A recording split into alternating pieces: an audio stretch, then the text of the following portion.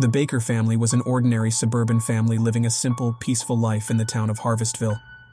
Their lives were filled with joy, particularly on the day of their son Timmy's 7th birthday. They had planned a grand celebration at the local arcade, Pixel Palace, popular for its enchanting atmosphere and amusing mascots. As Timmy's friends flooded into the party room, a wave of laughter and excitement filled the air.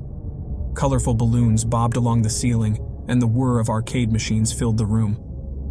The mascots, a chubby blue elephant named Ellie and a peppy red rabbit called Rocco, bounced around the room, creating a magical spectacle for the children. As the mascot concert kicked off, the air pulsed with music. Yet, Timmy seemed detached from the fun, hiding away in a corner, sadness clouding his eyes. Noticing this, Rocco hopped over, his smile obscured by the mascot's head. "What's wrong, birthday boy?" he asked in a muffled voice. "I miss Mommy and Daddy," Timmy replied, looking away. Sensing an opportunity, the man inside Rocco's costume, acting on his sinister instincts, said, "How about we play a fun game? We'll go on an adventure, just you and me. We could find them." With that, he grabbed Timmy's hand and led him out the back door. The mascot suit concealing his malicious intent, he tossed the terrified child into his car, and they sped off into the night.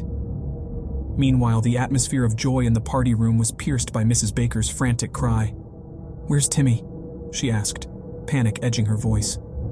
The room fell into a sudden silence, the absence of Timmy painfully noticeable. Mr. Baker immediately demanded to see the surveillance footage. Watching the footage felt like a punch to the gut. They watched as Rocco, their son's favorite character, betrayed their trust and kidnapped Timmy. Switching to the view of the back parking lot, they saw the car, a battered old minivan, speeding away. With a surge of adrenaline, Mr. Baker's mind began to race. "That's Harry's car. Harry the handyman." He recalled the quiet, seemingly harmless man who'd taken care of the arcade's maintenance for years. The local police were informed, but the Bakers didn't wait. Mr. Baker jumped into their car, and the high-speed chase began. His hands gripped the steering wheel tightly, his eyes fixed on the taillights of the kidnapper's car, the road stretching ominously under the dull moonlight. As they barreled down the highway, the sight of flashing blue lights behind them gave the Bakers a sliver of hope. Knowing the police were gaining on the kidnapper, Mr. Baker made a bold decision. "Hold the wheel," he instructed his wife, and with a deep breath, he climbed onto the hood of their speeding car. "David, no!" Mrs. Baker cried, but it was too late. He took the leap, landing atop the kidnapper's minivan with a thud.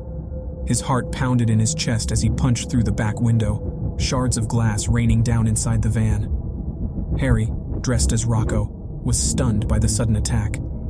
He gasped for breath as Mr. Baker strangled him, his vision blurring until unconsciousness claimed him. With his wife's terrified scream echoing in his ears over the phone connection, Mr. Baker steered the van to the side of the road. As the police arrived, their sirens sounded deafeningly loud in the sudden silence of the night. A wave of relief washed over Mr. Baker as he pulled Timmy out from the back seat. Despite being in shock, the little boy was unharmed. "Daddy," he whispered, burying his face in his father's shirt. "I've got you, Timmy. You're safe now," he assured, hugging his son tightly. The police quickly apprehended Harry, his unconscious form dragged out from the mascot suit. As they took him away, one officer, a veteran named Sergeant Miller, approached the Bakers.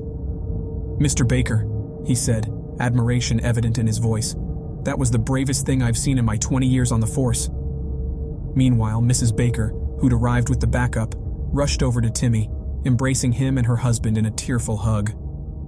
"Thank God you're okay," she murmured over and over again. News of the incident spread like wildfire, putting a dark twist on the small town's otherwise peaceful existence. Harry was sentenced to a long term in prison, his previous unassuming image replaced by that of a monstrous kidnapper. The local community rallied around the Bakers, offering their support and comfort. The family, still reeling from the incident, resolved to heal and ensure their son's safety in the future. The Pixel Palace, once a sanctuary of joy and innocence, closed down. The tale of the birthday party that turned into a nightmare served as a chilling reminder of the dangers that could lurk beneath even the most innocent of facades. When you subscribe, be sure to click the notification bell. Click here for more true scary stories.